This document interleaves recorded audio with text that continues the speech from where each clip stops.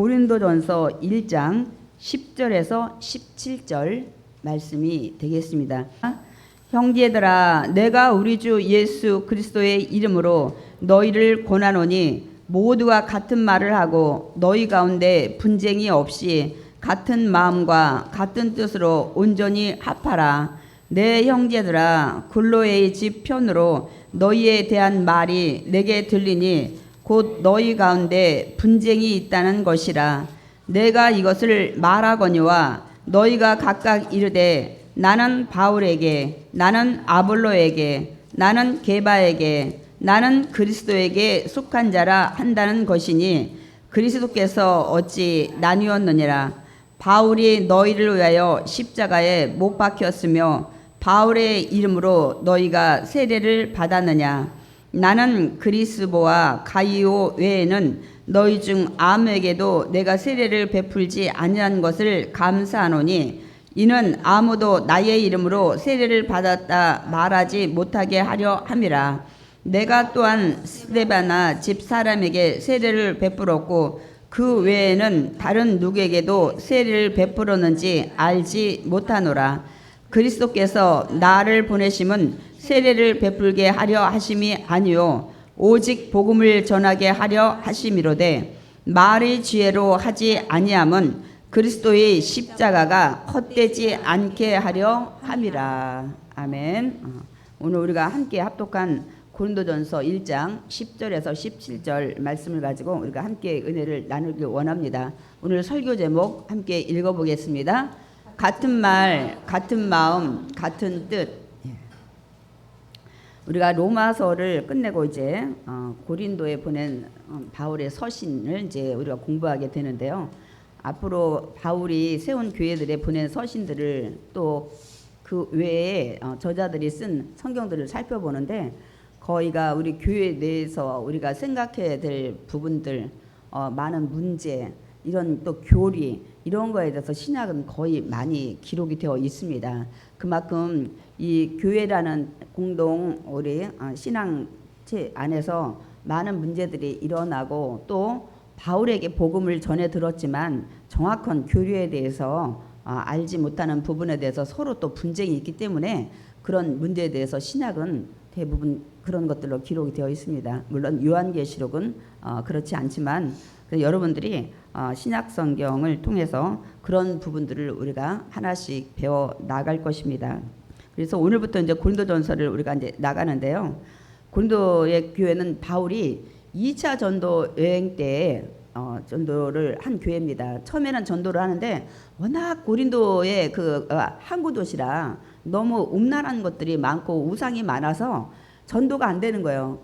그래서 바울이 거길 떠나고자 했는데 성령의 음성이 떠나지 못하게 하는 거예요. 여기에 구원할 영혼이 많이 있다는 거예요. 그래서 결국은 1년 6개월을 거기에 이제 머물면서 복음 전하다가 이 고린도 교회가 세워지게 되게 됩니다, 여러분.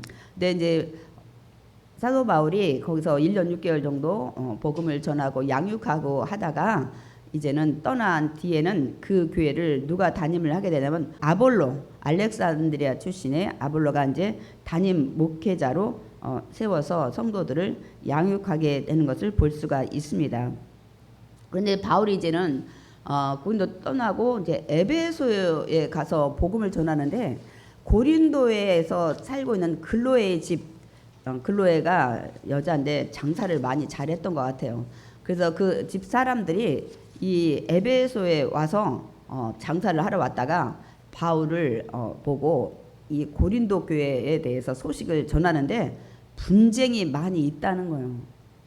그 얘기를 전해 들은 이제 바울이 그 문제를 해결하기 위해서 지침서를 이제 편지를 써서 보낸 것이 고린도서입니다. 물론 전서, 후서가 있지만 우리는 오늘 이제 고린도 전서를 살펴볼 것인데 이 고린도 전서의 이 고린도 교회의 문제들이 뭐냐면 분쟁의 문제, 음행의 문제, 송사, 제사, 음식, 또 은사, 또 부활은 분쟁은 아니지만 그에 대한 가르침을 확실히 하고 있는 것을 볼 수가 있습니다. 그래서 오늘은 첫 번째 문제로 분쟁에 대한 말씀을 전하려고 합니다.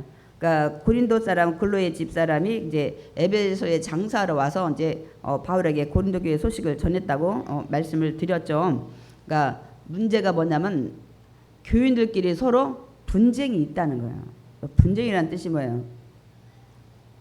찢어졌다, 아니면 뭐 틈새가 생겼다, 뭐 그런 뜻이죠. 그러니까 하나가 안 되고 나눠졌다는 것을 말씀하고 있습니다.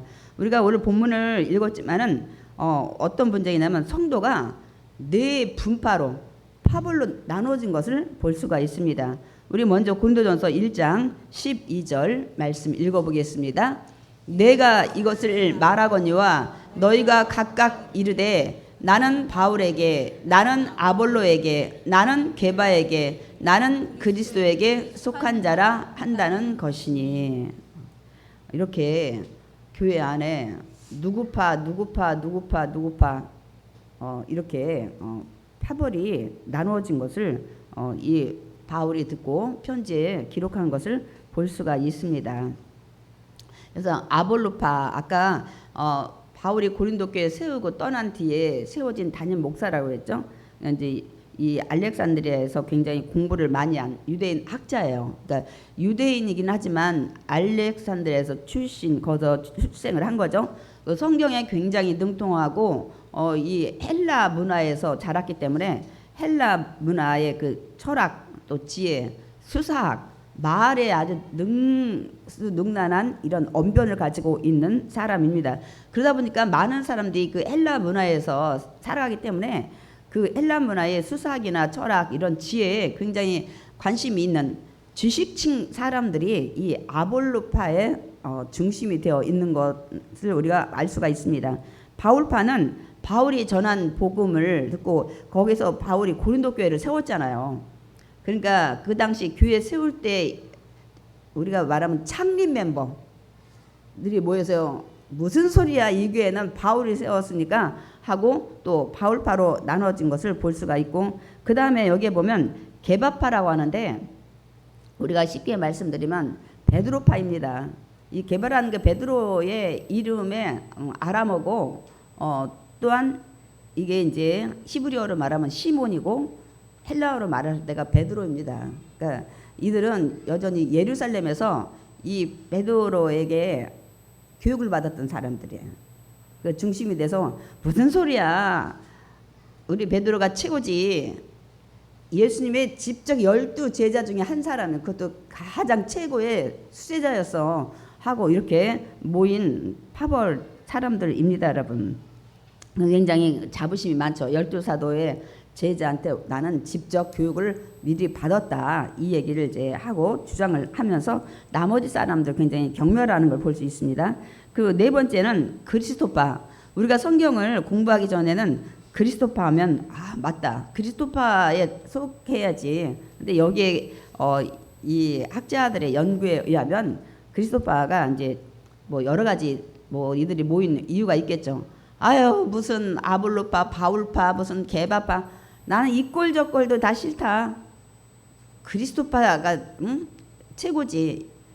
그래서 정말 예수 그리스도만이 참 구원자다, 길과 진료 생명이라고 이렇게 주장을 하는 이런 파는 아니고, 이들이 그때 당시 그리스도파에 소속했던 사람은 영적 경험을 해야 된다는 걸 굉장히 중요하고 이렇게 중요시하고, 또 신비 종교의 영향을 받은 사람들의 주축이 됐다고 추정을 하고 있습니다. 그러니까 우리가 생각하는 정말 정통의 아이고 맞아, 예수파, 그리스도파에 속해야지, 이런 당시의 사람들은 아니라는 것을 학자들이 말씀을 하고 있습니다.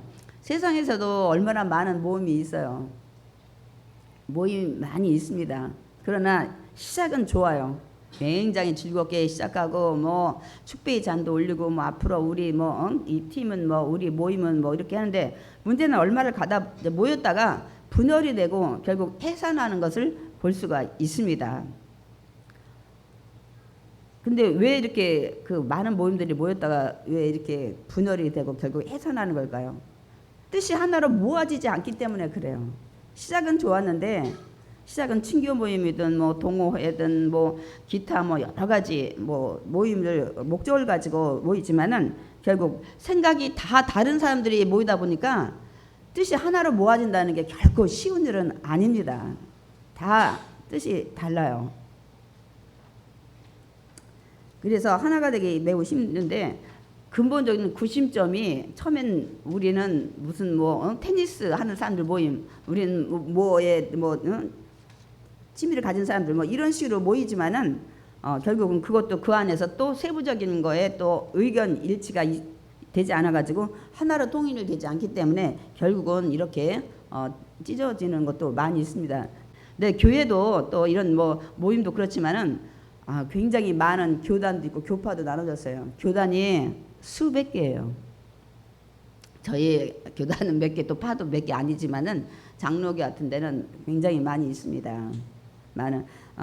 그런데 왜 나뉘어졌는가 이제 그 연구한 사람들에 보면은 신학적인 문제. 이건 이제 성경을 어떻게 보냐에 따라 이제 이런 것도 있고, 이제는 누가 우리나라 들어올 때 어느 선교사가 이제 복음을 먼저 최초 이제 전했냐에 따라 거기에 이제 이 갈래가 나오면서 여러 가지 생각지 않은 문제, 또한 요즘에는 정치적인 그런 문제로도 교회가 많이 갈등이 있어서 이렇게 분열이 되고, 기타 또 그 외에 제가 얘기했잖아요. 십자가는 나무로 해야 된다, 떡은 무슨 떡을 해야 된다, 강단은 뭐로 해야 된다, 이런 걸로 저런 걸로 또 그냥 교회는 피아노가 들어오면 안 된다는 둥 드럼이 들어오면 안 된다는 이런 것들 저런 것들 하다가 그냥 별것도 아닌 문제 가지고 이렇게 막 교파가 나눠지고 막 이렇게 한 것들이 많이 있습니다. 그래서 사실은 독립교단이 있어요. 나는 이 교단도 싫고 저 교단도 싫고 그냥 소속이 안 되겠다는 그런 교회들도 많이 있습니다. 어쨌든 이런 걸로 이제 하나로 뜻이 통일이 되지 않는 거예요. 근데 오늘 고린도 교회를 들여다보니까 신학적인 문제도 아니에요. 이들이 나눠진 거는. 그렇다고 정치적인 문제도 아니고, 어떤 문제냐면 사람 중심의 굉장히 이들이 지나친 충성심에서 온 지도자의 문제입니다, 여러분. 우리가 인간적으로 생각하면 이해 갑니다, 여러분. 왜냐하면 자신이 선호하는 지도자가 있잖아요. 자신이 또 원하는 스타일의 지도자가 있잖아요. 그렇기 때문에 나눠줄 수는 있습니다. 제가 근데 오늘 이거를 먼저 말씀을 드릴게요. 우리가 축복받는 설교도 좋지만 왜 이런 부분들을 우리가 서신서를 통해서 성경을 통해서 말씀을 나누냐면요, 너희 삶의 그 예배가 진정한 예배라고 그랬어요.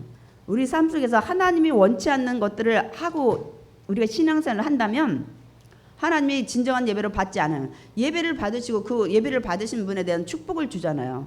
그래서 우리가 이 서신서를 통해서 이게 별 문제도 아닌 것 같아, 우리 설교 들어야 되나 이런 생각하시면 안 돼요. 여러분들이 만약에 그런 일에 주인공이 되어 있다든지 하면은 하나님이 기뻐하지 않으면 축복의 통로도 막히기 때문입니다, 여러분. 그래서 제가 먼저 이런 것들 우리가 인간적으로 생각하면 충분히 있을 수 있는 문제도 지금 이 교회의 고린도 교회의 문제가 대두되고 있다는 사실입니다.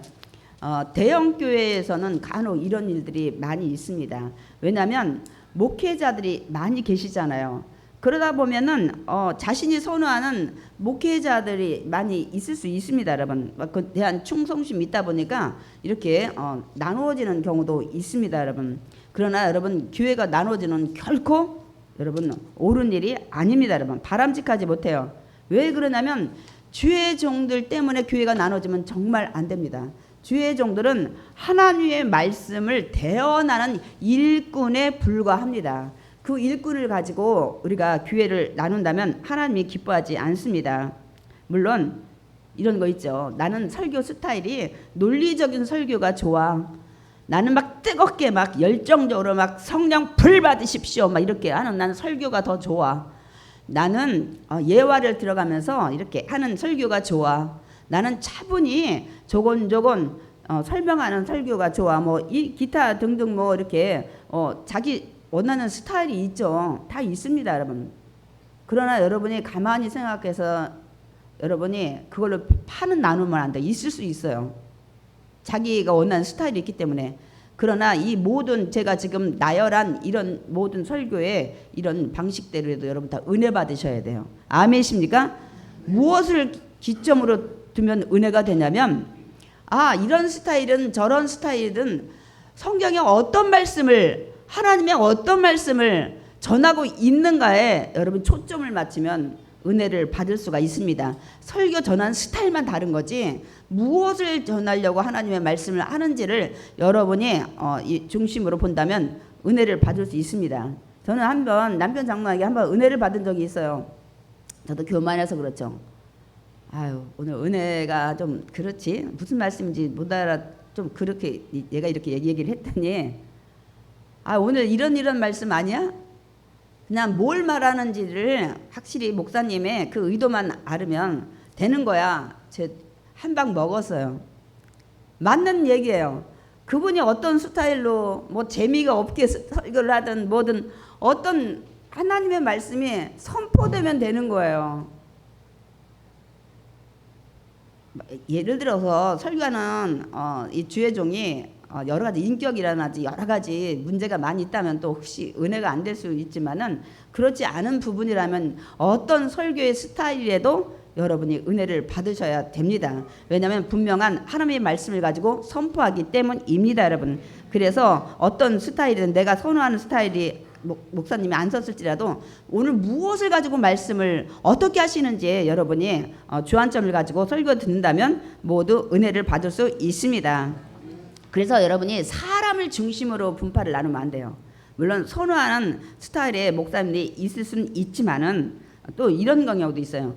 간혹 성도들끼리도 또 마음에 맞는 사람끼리 편파를 나누는 사람이 있어요. 제가 늘 염려가 됩니다, 여러분. 있을 수 있어요. 서로 말이 잘 통하고 여러 가지 어려움 없는 성도들도 있을 수 있습니다, 여러분. 그러나 어떤 모임에서 그렇게 할 수도 있고 또 때로는 또 다 포괄할 수 있는 그런 넓은 사랑도 있어야 돼요. 그냥 요 사람만 전화하고 요 사람만 모이고 어떤 때 뭐 예를 들어서 제가 어떤 때 그걸 지적을 하죠. 뭐 차가 뭐 다 안 돼서 뭐 그렇다 이런 얘기도 하는데 그러면 차 이용하지 않을 때는 또 뭐예요? 제가 그래서 그런 것 때문에 염려가 많이 스럽습니다. 여러분이 파를 나누는 주인공이 돼서는 안 됩니다. 하나님이 기뻐하지 않으세요. 오늘 이제 사도 바울이 그거에 대해서 지적을 하고 있습니다, 여러분. 왜냐하면 우리도 성도끼리도 그렇게 편을 나누면 안 되는 게 뭐냐면은 우리 모두는 하나님의 자녀로 믿음 안에서 한 형제, 한 자매이기 때문입니다. 아멘이십니까? 교회는 세상과는 달라야 돼요. 세상은 자기들끼리 마음에 맞는 사람끼리 몰려다니고 그런 이런 모임을 갖고 하지만은 세상의 구심점은 왜 그런 줄 아세요? 때마다 틀려요.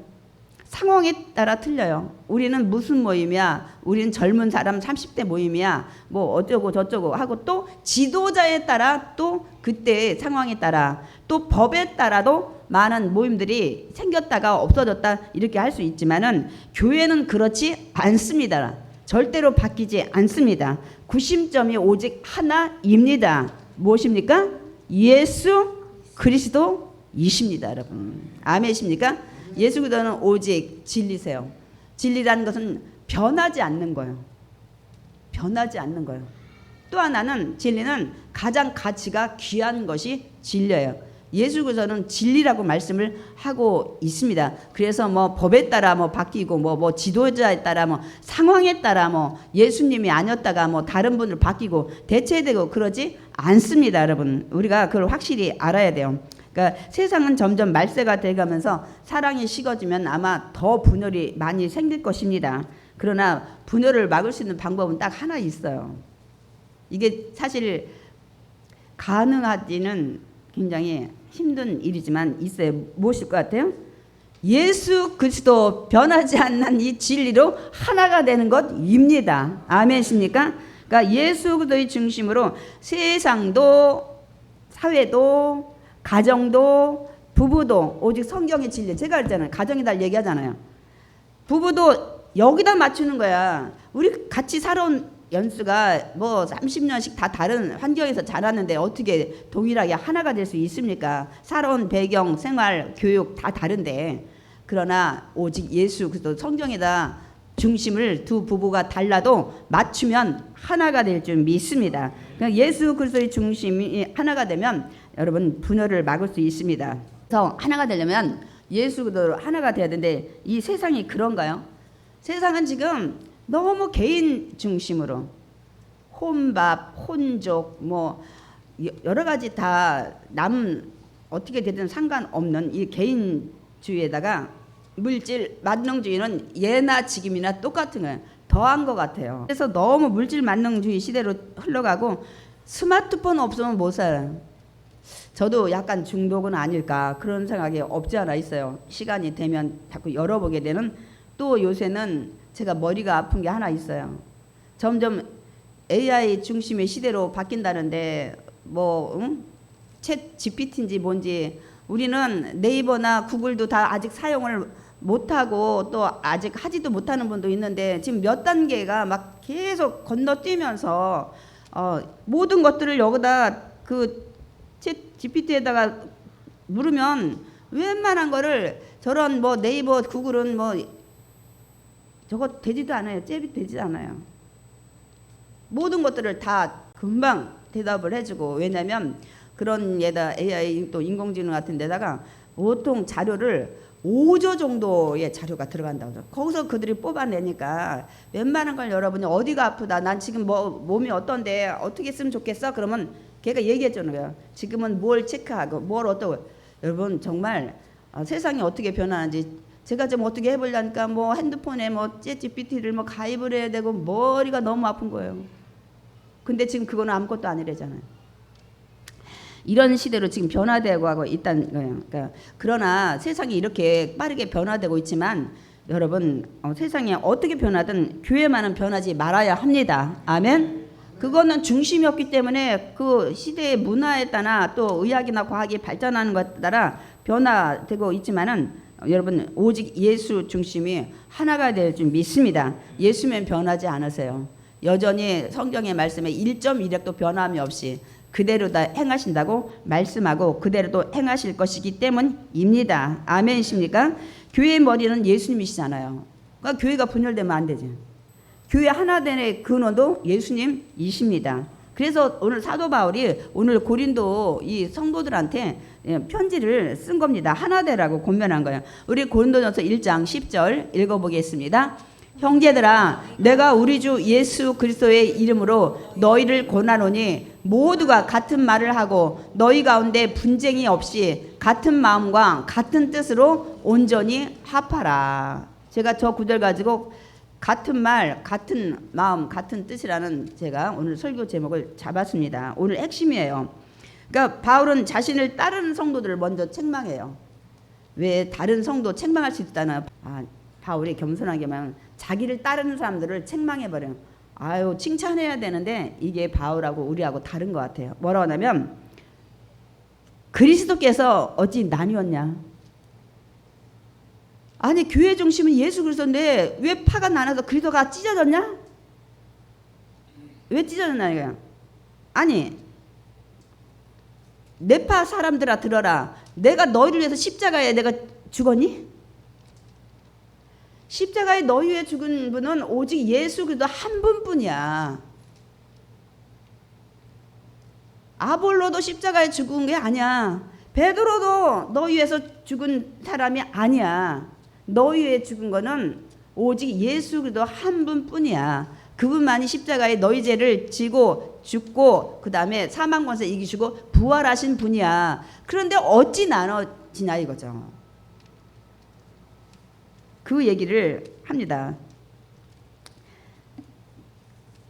그러니까 바울이 또 여기에 우리가 읽었지만은 세례 적게 준 거에 대해서 감사하는 그런 내용을 우리가 살펴보면 고린도 교회 성도들이 또 세례 문제 가지고도 분쟁이 있었다는 것을 우리가 알 수가 있습니다. 여러분 나는 누구에게 세례를 받았느니 이런 것들 막 자랑하는 거예요. 나는 예루살렘에 있을 때 베드로 예수님이 12제자한테 나는 이 교회에 세운 이 창립 멤버로 바울이 줬어 이런 것들을.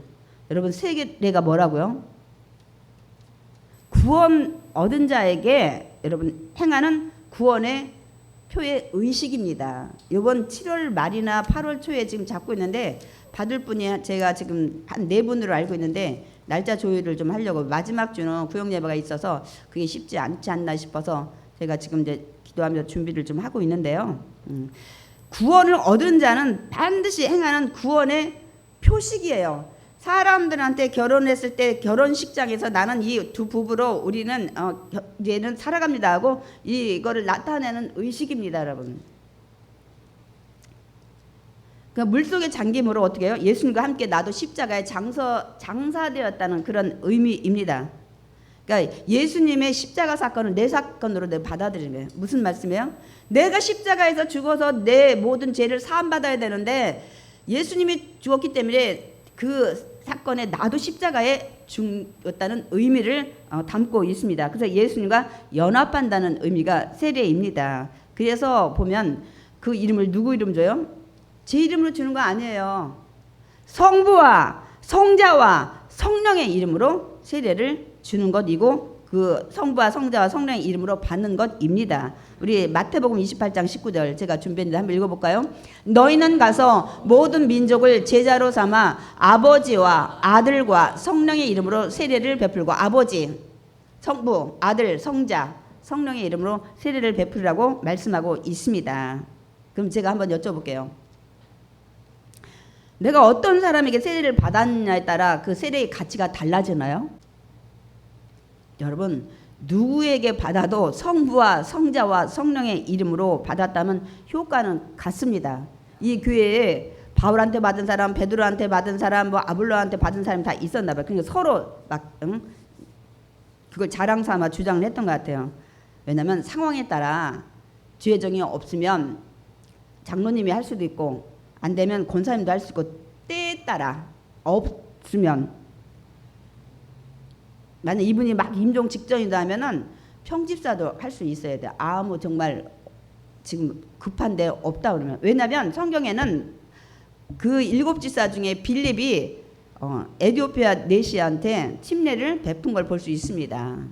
그는 그 의식을 하는 것뿐이지 그 사람이 받게끔 하는 것뿐이지 누구 때문에 받았고 누구 이름으로 받았다고 효과가 달라지는 것은 아닙니다, 여러분. 그러니까 누구에게 받았냐가 중요한 것이 아니라 세례를 받는 그 사람의 믿음이 중요한 거예요. 마음이 중요한 거예요. 난 예수님과 함께 십자가에 죽었다는 그런 의미, 그 예수님과 함께 연합됐다는 그런 의미가 중요한 것입니다. 그러나 또 하나 이렇게 막 그 교회에서 막 그런 거 따지는 게 있어요. 뭐예요? 결혼식. 자녀들 결혼식 하면 막 유명한 목사님 모시려고 애들을 많이 써요. 저희 교단 쪽에는 저 위에 계신 목사님한테 받으면 더 좋고 안 되면 지성전 단위에도 받고 뭐 옛날 교구장 뭐 대교구장 막 이렇게 막 따지는 경우가 많은데 여러분 결혼식도 마찬가지예요. 사람들은 유명한 목사님한테 자녀들의 그 주례를 받으려고 애를 많이 쓰고 지금은 또 결혼식 문화가 또 달라졌더만요. 예배도 없어요. 자기들끼리 편지 주고받고 부모님들이 편지하고 저는 그거는 아니라고 생각해요. 그런 것이 지루하게 느껴지면 목사님의 축도만큼은 받아야 된다고 생각해요. 그런데 이게 왜 이렇게 관리하는 거를 거부하냐면 거마비 때문에 그래요. 다 없애야 돼. 모시면 그만큼 또 챙겨야 되거든.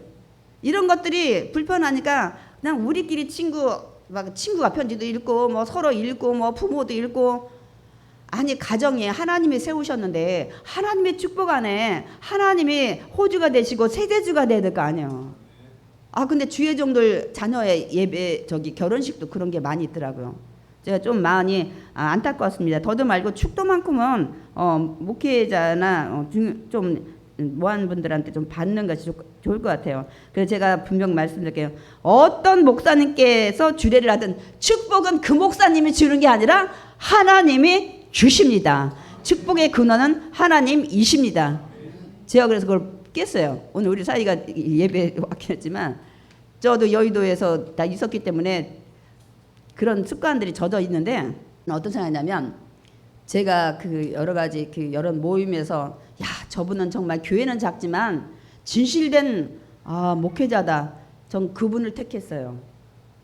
저 잘 알지도 못하는 장로교 목사님, 교회 크지 않은 목사님한테 부탁을 했어요. 저도 아는 목사님들이 많이 있기 때문에 얼마든지 부탁할 수 있는데 저는 진정으로 목회자의 길을 걷는 그런 분한테 축복을 받기를 원했어요. 그래서 저는 유명한 목사님한테 주례를 안 부탁했어요. 아이들은 누구한테 부탁했는지 잘 모를 거예요 아마.